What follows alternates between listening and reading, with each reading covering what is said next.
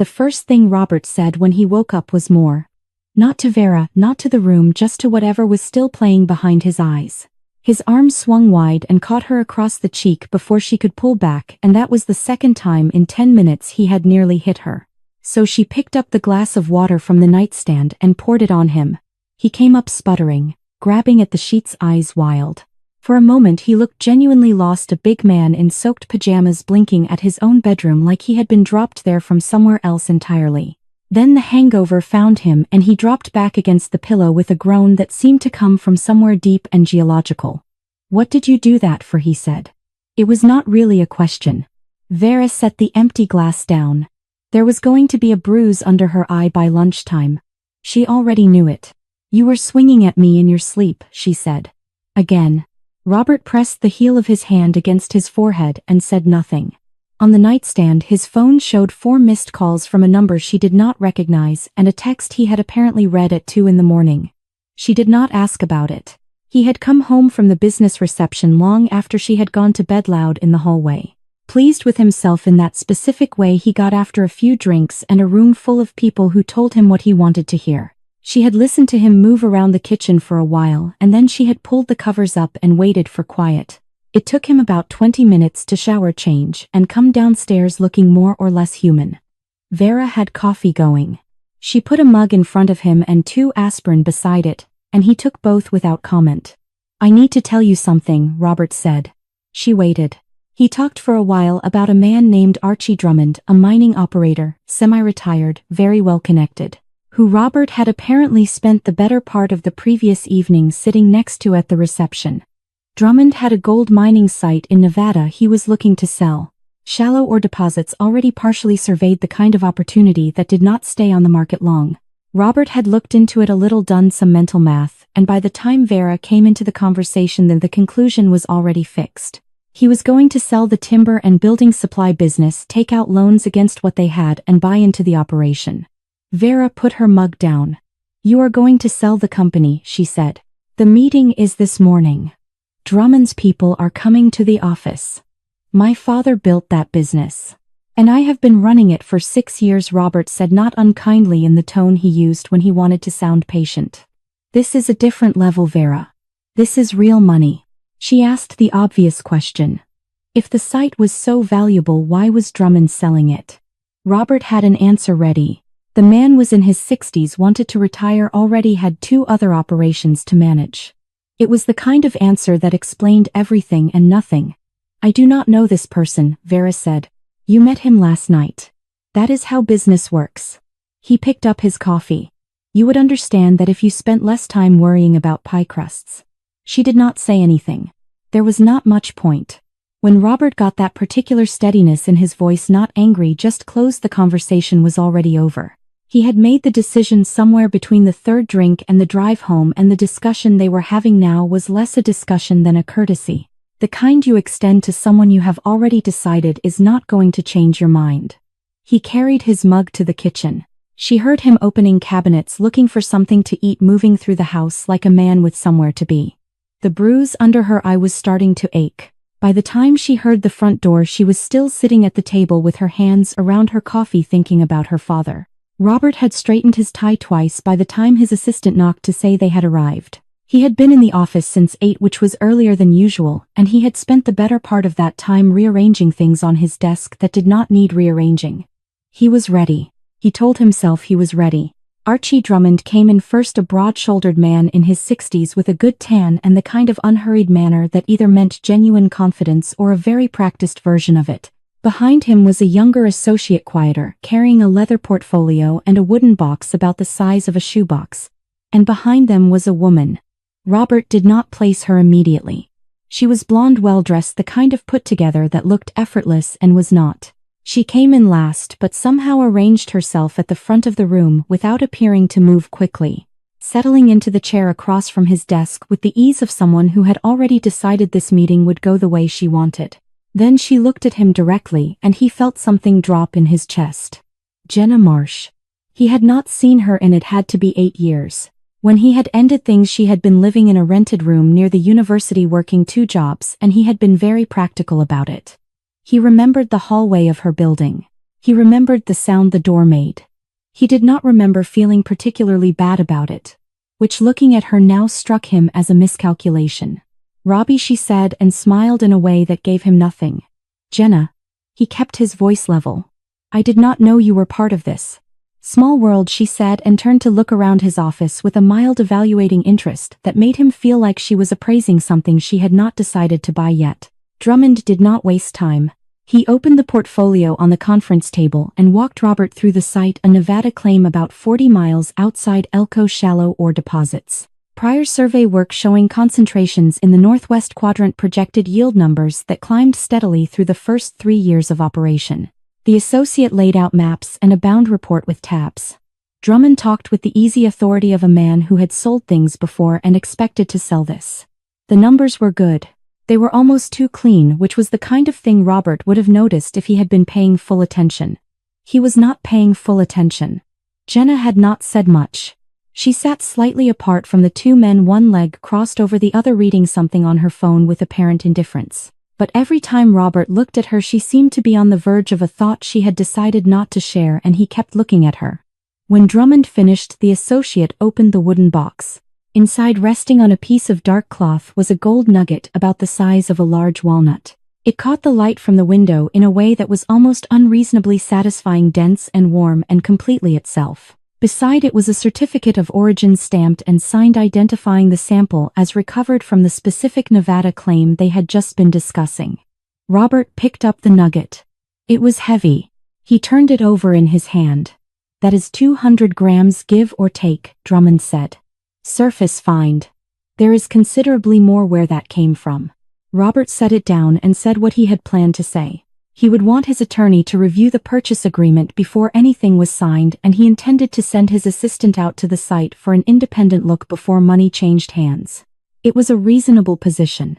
It was the right position. Jenna looked up from her phone. "That is very thorough," she said in a tone that made thoroughness sound like something a nervous person did. She uncrossed her legs and leaned forward slightly, and Robert became aware of the distance across the table in a way he had not been a moment before. "We have 3 other interested parties, Robbie. Serious ones. Archie is doing you a favor offering you first look, but if you need another few weeks to run everything through committee." She let it sit there. "I am not saying weeks," Robert said. "Good." She leaned back. "Because this one will not wait." He looked at the nugget again. Then at the certificate. He read it twice, or told himself he did. The associate was watching him with a patient, neutral expression. Drummond was recapping his pen. The thing was, Robert knew what he wanted the answer to be. He had known since the reception, maybe before. The documents looked right. The numbers looked right. The gold in his hand looked like gold. He signed. Drummond shook his hand warmly. The associate gathered the papers with practiced efficiency. Jenna stood and smoothed her jacket, and when Robert came around the table, she was close enough that he could have said something quiet and personal if he had been a different kind of man. Or a braver one. Instead, she said they should celebrate, and that was how they ended up at dinner that evening. The 5 of them at first, then just the 2 of them. In a booth at the back of a restaurant Robert had never taken Vera to. Robert told Vera he needed to fly out to Nevada to inspect the site. "Due diligence," he said. She nodded and went to get his bag from the closet. She packed the way she always did, checked the weather, rolled his shirts so they would not wrinkle, made sure his passport was in the front pocket where he could find it without digging. He was on his phone the whole time.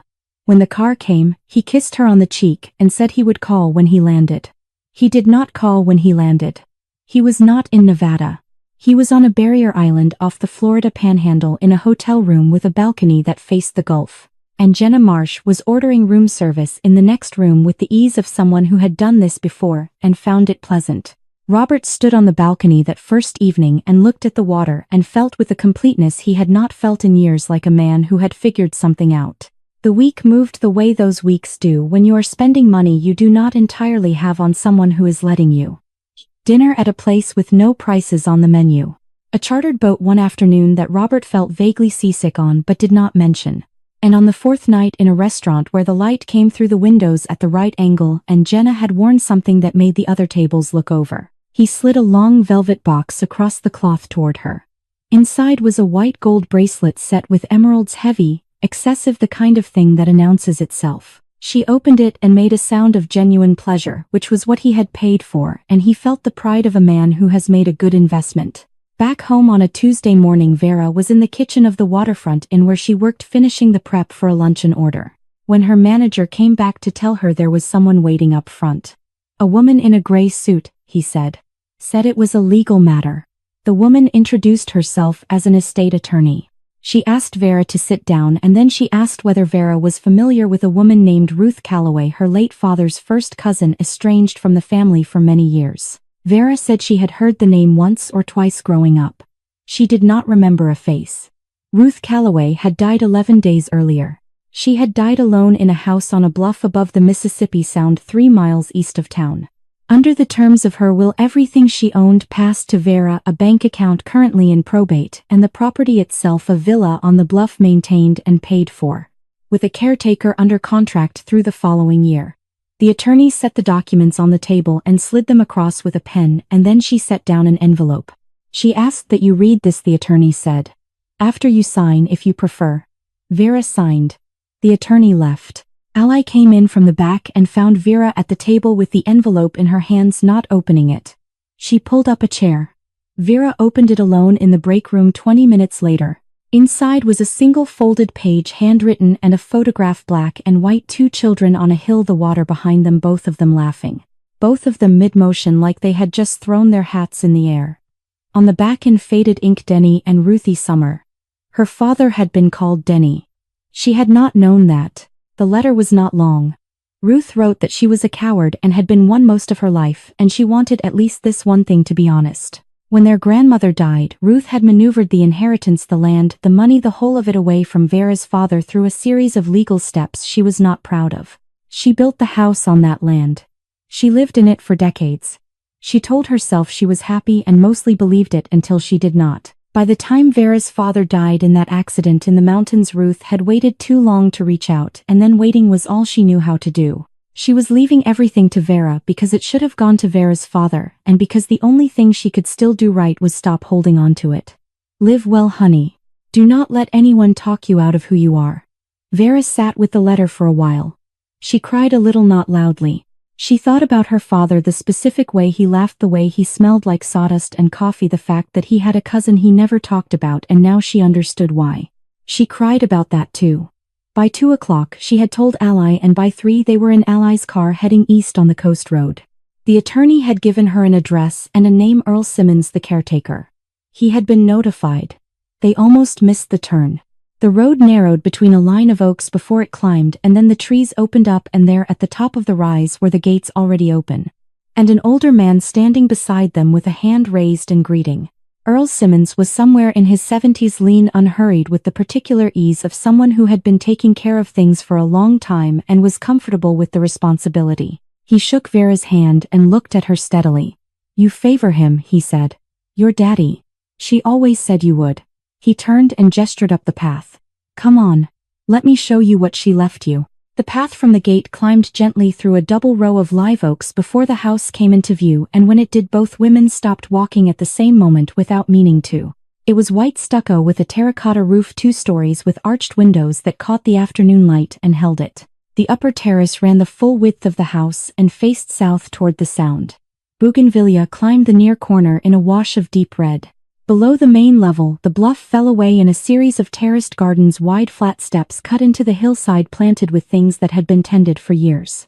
Magnolias, rosemary, gone woody and tall. A row of fig trees along the lower wall, their branches heavy.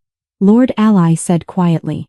Earl let them stand there for a moment before he continued talking. He had been maintaining the property for 11 years, he said, since before Ruth's health had begun to decline. There was a kitchen garden on the east side, still productive. A guest house behind the main building, separate entrance, small but sound. The main house had 4 bedrooms, 2 of which Ruth had closed off in her last few years. Everything worked. He had made sure of that. He walked them through the downstairs, wide plank floors, high ceilings, a kitchen with windows on 2 sides, a sitting room with French doors that opened onto the lower terrace. The furniture was old and good. Ruth had not been a person who replaced things when they still worked. On the mantel in the sitting room there was a small framed photograph, the same 2 children from the picture in the envelope, slightly larger print and better light. Vera stopped in front of it. Earl waited. She kept that there the whole time I knew her, he said. Never moved it. They went upstairs and out through the master bedroom onto the upper terrace. The Sound opened in front of them without warning the full width of its silver gray in the late afternoon, with a line of pelicans moving low over the water in the middle distance and the opposite shore barely visible through the haze. The air smelled like salt and something green. Vera put her hands on the railing and did not say anything for a moment. Earl showed them the rest of the grounds and then excused himself to lock up the guest house, and the two women drifted back to the upper terrace as the light began to change. Allie had found 2 mugs in the kitchen and made coffee from a canister Earl had left on the counter. They sat in the chairs that faced the water, and for a while neither of them felt the need to talk. The sun was halfway down when Allie asked when Vera planned to tell Robert. After he is back, Vera said. He has got enough going on with the trip. Allie turned her mug in both hands. He is going to want to sell it. I know. Or fold it into whatever he is doing with the mining thing. I know, Vera said again. She was not arguing. She was just looking at the water. There was a pause. A long one, the kind that means something is waiting on the other side of it. There is something I should have told you, Allie said. A while ago. I should have said it then. Vera looked at her. Allie kept her eyes on the water. She said it plainly without making it into more than it was. Last year, the night of the dinner party, she had come to the house. She had been running late and she had knocked and Robert had answered the door. He looked at her and told her the party was for guests, not kitchen staff. He said she smelled like the restaurant and he was not going to have that in his house. He told her to go home. Vera had wondered that whole evening why Allie never showed. Allie had texted the next morning saying she had not felt well. Vera had believed her because it had not occurred to her not to. She did not say anything now. She picked up her coffee and held it and looked at the water, the same evening light. Allie did not apologize for telling her. There was not anything to apologize for. They sat there until the sun was gone and the Sound turned dark and the first few lights appeared on the far shore. Then Vera stood up and said they should probably get back. They had work in the morning. She said it the way you say a practical thing when you are thinking about something else entirely. Robert woke up alone on the last morning of the trip and did not register it immediately. The other side of the bed was empty, but that was not unusual. Jenna was an early riser, or had been that week. He lay there for a few minutes listening for the sound of the shower. There was no shower. There was no sound at all except the air conditioning and the Gulf outside. Her luggage was gone. Her toiletries, her clothes, the velvet box, the bracelet had come in, all of it. The room had been tidied in a specific way that suggested she had been careful about leaving, which was worse somehow than if she had just walked out. On the desk there was nothing. He checked his phone. No messages. He called down to the front desk to ask about a late checkout, and the woman on the line told him with practiced neutrality that the reservation had been cancelled that morning by the other guest on the booking. Both rooms. She was very sorry, but checkout was at 11, and it was currently 10:40. He was on a flight home by 2 in the afternoon. He told Vera the inspection had gone fine, but the trip got cut short, a scheduling issue, nothing to worry about. She made dinner. They ate without saying much. He drank more than he ate, and she did not comment on it, and somewhere around 9 o'clock she was washing dishes when she heard the knock at the door. His assistant's name was Craig, and he had the look of a man who had driven to this house knowing he was delivering something bad and had decided on the way that he was going to say it straight. He came in and sat at the kitchen table, and put a folder down, and told Robert what he had found in Nevada. The site was an abandoned mining claim. The shaft had not seen active operation in decades. There was no equipment worth mentioning, a rusted ore cart, some old timber supports, a hand tool or two. The survey reports in the folder Robert had signed were fabricated. The certificate of origin for the gold sample had a registration number that did not exist in any federal geological database. And the sample itself, Craig slid a printed page across the table, was iron pyrite, iron sulfide. It had the color and the weight and the surface sheen that made it look right, especially in a nice box under good light in a room where someone wanted it to be right. Fool's gold, Craig said. That is what people call it. Robert sat very still. Craig kept talking. He was thorough and maybe a little angry, and he did not look away from Robert while he spoke. The purchase price for the claim had already cleared. The business sale had closed the week prior. The private loan secured through a lender Craig named with some contempt carried an interest rate that compounded monthly. And the house. Craig paused here just briefly. The house had been refinanced in the spring. Both signatures on the deed of trust. He looked at Vera when he said that. Vera set down the dish she was holding. She had signed something in the spring. Robert had brought home a stack of documents on a Thursday evening, told her it was a business refinancing, standard stuff, pointed to the lines. She had signed. She remembered thinking she should read it more carefully and deciding she would ask him about it later and then not asking. Robert started talking and then he started shouting. He moved through the kitchen and the blame moved with him. The assistant who should have caught this sooner, the lawyers who had not flagged the documents, Vera for not understanding business. Vera for the villa she was sitting on while he was drowning, Vera generally. He used words she had heard before and some she had not. Craig stood up at some point and said he was done, and Robert told him to get out, and he did, the front door closing behind him with a firmness that was not quite a slam. Vera said she would not sell the villa. She said it once clearly, and Robert went quiet in the middle of whatever he had been saying next. The quiet was different from the shouting. The shouting was just noise. The quiet had a shape to it. He poured another drink and sat down and did not look at her. She went upstairs. She lay in the dark and listened to him move around below the television, the clink of the bottle, nothing, for a long stretch, then nothing again. Somewhere after midnight she heard him make a sound she could not interpret. Not words. Just a short sound like something landing. She found out later what it was. His phone had lit up with a message from a number he apparently still had saved. It said, "Hope the trip was educational, Robbie. You left me in that hallway and walked away whistling. Did you really think I forgot? Do not look for me. I am long gone. And just so you know, that bracelet was a 7. I have seen better." Robert sat with that for a while in the dark. Then he put the phone face down on the table and finished his drink. 2 days later he was in the hospital with a throat infection that had turned serious, and Vera was driving him there, and neither of them mentioned any of it on the way. The infection had started as a sore throat the morning after Craig's visit and had become something worse by the end of the week: fever, swollen glands. The kind of pain that made swallowing feel like a serious undertaking.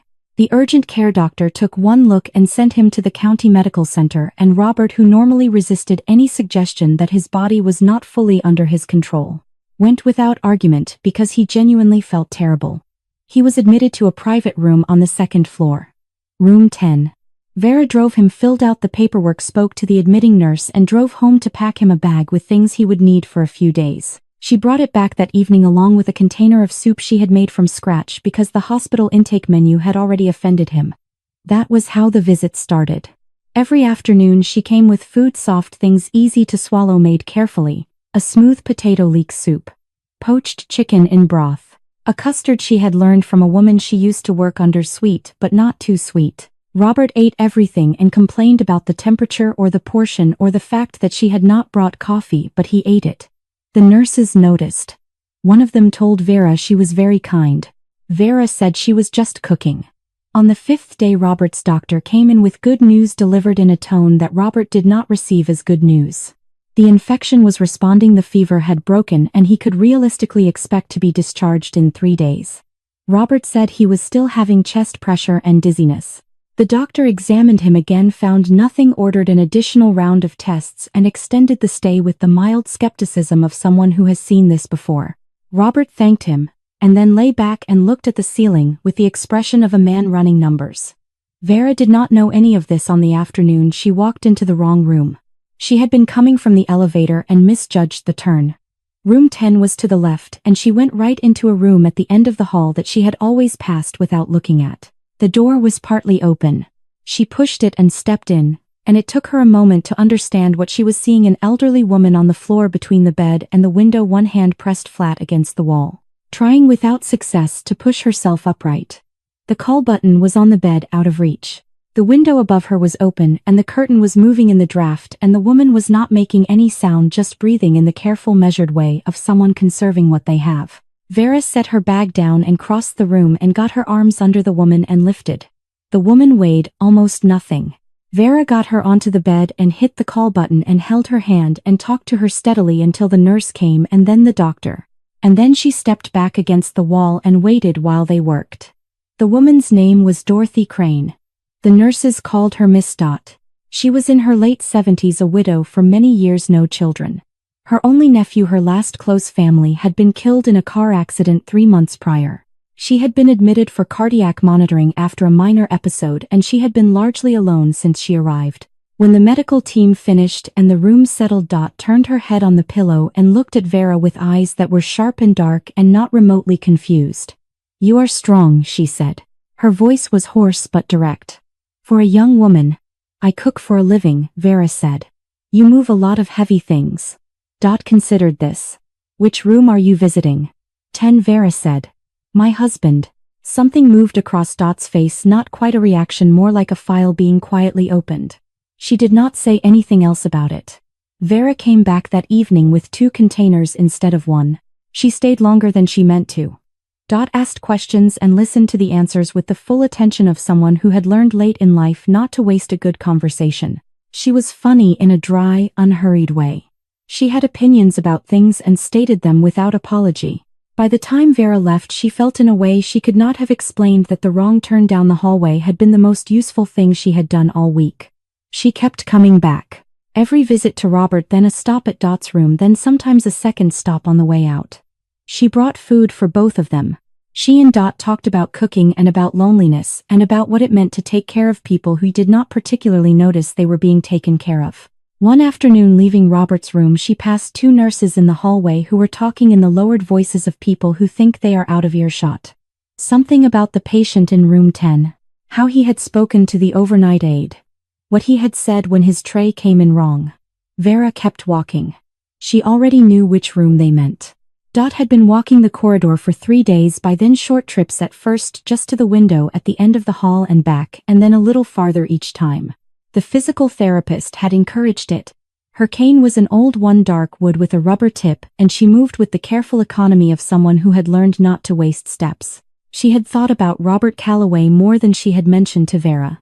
What Vera had let slip across their conversations in the small, almost incidental way that people reveal things when they are not trying to make a case, had assembled itself in Dot's mind into a picture she did not like. A man who had taken over a business that was not his, borrowed against a house that was not entirely his, and was now in a hospital room running out of time. Vera kept feeding him. Vera kept coming. That part bothered Dot most. She had decided to speak to him. Not dramatically, just plainly, the way she had spoken plainly to difficult people for the better part of 78 years. She would tell him that his wife was a person worth noticing, and that whatever he was planning he ought to think carefully. She was not sure it would accomplish anything. She was going to do it anyway. She found room 10 without trouble. The door was pulled almost shut, not latched, and she could hear voices inside, 2 men, both keeping their volume down in the particular way that means the volume is intentional. She stopped with her hand a few inches from the door. Robert's voice she recognized. The other one she did not. It was lower, with a flat, unhurried quality that she associated with men who had learned not to sound excited about anything. She stood very still and listened. Robert was talking about the villa, not asking, instructing. He wanted the other man to go to the house, he said. When Vera was there alone.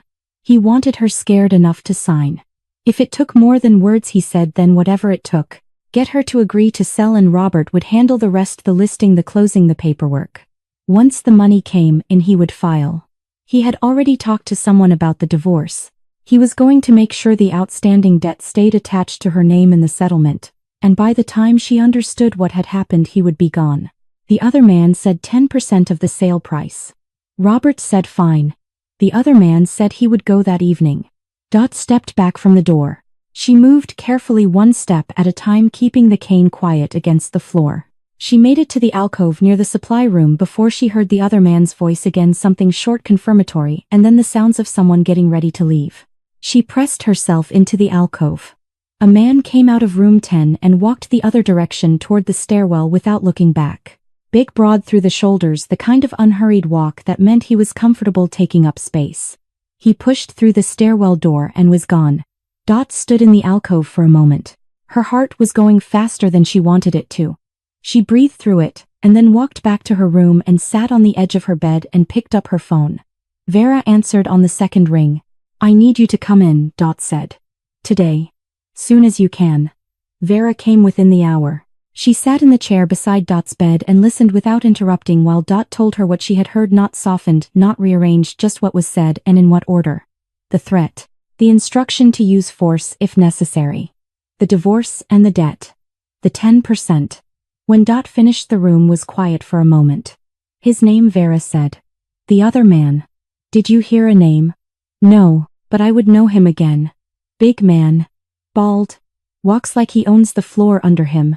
Vera nodded slowly. She was not crying. She looked the way people look when something they half knew becomes something they fully know, not surprised exactly, but altered. Okay, she said. I have people, Dot said. An attorney I trust. And I have been running a small investment fund for 15 years, which means I know how paper moves and how to make it say what I need it to say. She looked at Vera steadily. He wants to use the villa against you.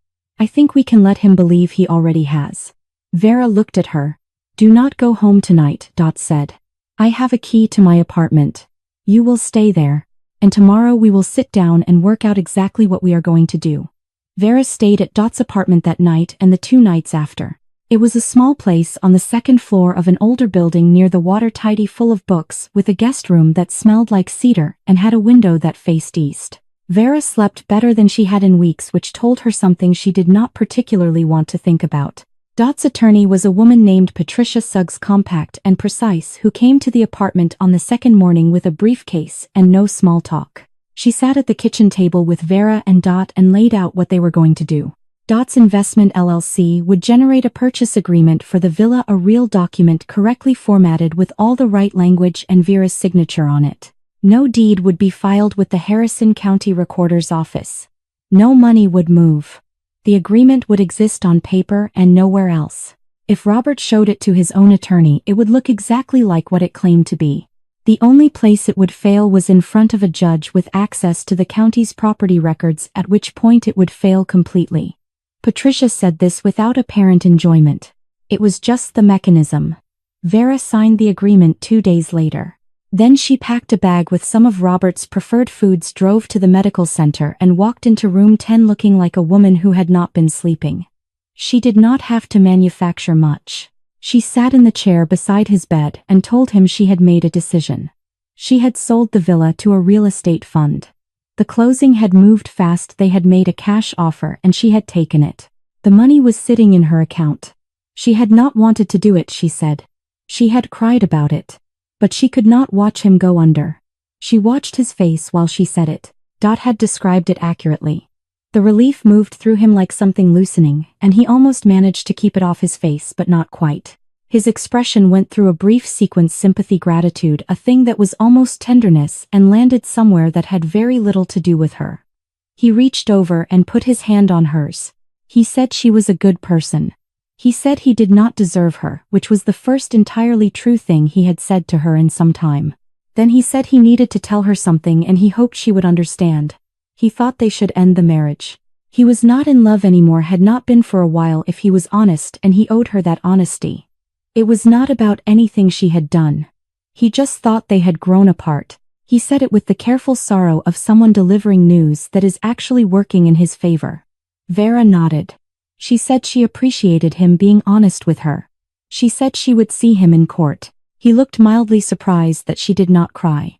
The divorce hearing was 6 weeks later in the Harrison County Courthouse, a Wednesday morning, in a room that smelled like old carpet and central air. Robert's attorney, a man named Garrett who wore a good suit and spoke with the confidence of someone billing by the hour, laid out the argument. Vera Calloway had liquidated a significant inherited asset during the period leading up to the divorce filing, and the proceeds of that sale should properly be considered when determining the division of marital resources. He produced the purchase agreement. He made it sound reasonable. Patricia Suggs waited until he was finished. Then she handed the judge a 2-page document from the Harrison County Recorder's Office showing every deed transfer and property filing associated with the address on Tillman Bluff Road for the past 30 years. There was no sale recorded. No deed had been transferred. The purchase agreement Garrett had just presented to the court had never been executed in any legal sense. No title had moved, no county record existed. No money had ever been deposited or withdrawn in connection with any such transaction. The LLC had simply drafted a piece of paper. That was all it had ever been. Garrett asked for a recess. The judge gave him 10 minutes. When they came back, Robert was sitting differently in his chair, smaller, or maybe just less arranged. The hearing did not take much longer after that. The family home was already encumbered past its value by the loan Robert had taken out, and Vera did not contest it. She was not interested in inheriting his debt. She walked away from the house her parents had owned without fighting for it because the fight was not worth what it would cost her. What she kept was her name, her father's name LeBeau restored, and the villa on the bluff, and the account in probate that had been Ruth Calloway's and was now entirely hers. She walked out of the courthouse into the October heat and stood on the steps for a moment. Patricia was behind her saying something about paperwork and timelines. Vera heard her. She was also looking at the parking lot, the ordinary weekday cars, the live oak at the far end dropping leaves onto the hoods. Robert had believed she sold it because selling was what he would have done. That was the whole thing, really. She had not needed to outmaneuver him. She had just needed to know him. She went to get her car. She moved into the villa the week the divorce was finalized. There was not much to bring: some clothes, her knives, a box of books. The photograph of her father and Ruth as children that she had taken from the mantel on her first visit and kept on her nightstand at Dot's apartment. Earl helped her carry things in without being asked and without making it into an occasion, which was exactly right. Dot moved into the guest house the following month. She said it was temporary, that she did not want to impose, and Vera said she would believe that when she saw it, and they left it there. Earl reinforced the guest house steps and rehung the screen door and did not comment on the arrangement. By November, the three of them had settled into a loose daily rhythm: coffee on the upper terrace in the mornings when the weather allowed, Earl working somewhere on the grounds. Dot reading. Vera usually already gone to the waterfront by 8. She had found the cafe space in October, a narrow storefront on the harbor walk 2 blocks from the marina. The kind of place that had been 3 different businesses in 10 years and just needed someone to decide what it was. She signed the lease, painted it herself with Alice's help over 2 weekends, and opened on the shore on a Thursday in early December with 6 tables, a counter with 4 stools, a menu she had written on a chalkboard, and no idea whether anyone would come. They came. Slowly at first, then steadily. Then, on weekend mornings, there was sometimes a wait. Robert left the state in January. She heard it secondhand: someone who knew someone who worked near the courthouse. He had liquidated what little remained, settled part of what he owed the private lender, and flown out. Where exactly, no one seemed to know or particularly care. She heard his name a few more times over the following months, each time fainter, and then she stopped hearing it at all. A year passed the way good years do, not without difficulty, but without the specific kind of dread she had grown used to carrying. The cafe had its rhythms. She hired a part-time cook in the spring and a counter person in the summer when the tourist traffic picked up. She got better at the business side of things, the ordering and the margins, and the conversations with the linen supplier, all of it. Some evenings she sat on the upper terrace after the cafe closed and felt, without quite being able to name it, that she was living inside something she had built. It was a quiet feeling. She would take it. She was sometimes lonely. She did not pretend otherwise, at least not to herself. But it was a clean kind of lonely, the kind that belongs to you, and she had learned the difference. Marcus Cole walked into On the Shore on a Tuesday evening in late September, about 40 minutes before closing. He was tall, somewhere in his early 40s, with the kind of weathered face that comes from years of actual outdoor work rather than the weekend variety. He sat at the counter and looked at the chalkboard for a moment and ordered coffee black, the strongest she had. She poured it, and he drank it without performing any opinion about it, which she appreciated. He had lost his anchor in a squall that morning, he said. His boat was in the marina 2 blocks over. He was trying to figure out where to source a replacement, not a standard size and older fitting, the kind of thing that was not easy to find. Dot was at her usual corner table with a book, ostensibly reading. Vera saw her look up. "There is an old anchor in the equipment shed," Dot said from across the room without looking up from the page. "Been there since before I can remember. You are welcome to it if it fits, in exchange for taking a look at the roof on the guest house. The fascia on the east side needs attention." Marcus turned on his stool. He looked at Dot for a moment with an expression that was somewhere between surprised and respectful. "That is a fair trade," he said. Dot turned a page. "I thought so. The anchor fit." He looked at the roof the next morning and spent 3 days on it, working clean and quiet, and then he found other things that needed doing and did those too. He ate at the cafe most mornings and some evenings. He was not a man who filled silence unnecessarily, which made the silences comfortable. In the evenings when Vera walked down to the water after closing, he was sometimes there, and they would sit on the low wall above the beach and talk or not talk and watch the lights on the Sound. On the last evening before his boat was ready, he came into the cafe after the other customers had gone and sat at the counter while she wiped down the surfaces and turned off the case lights. He said he had been sailing for a long time. He said he had been looking without quite admitting it to himself for a place that felt like somewhere he could stop. Vera folded the cloth over the edge of the sink. She looked at him. So stop, she said. They walked down to the water after that and sat on the wall in the dark, the cafe lights warm behind them, the Sound moving steady and quiet out ahead. There was not much else that needed saying. The water did not require an explanation, and neither did this.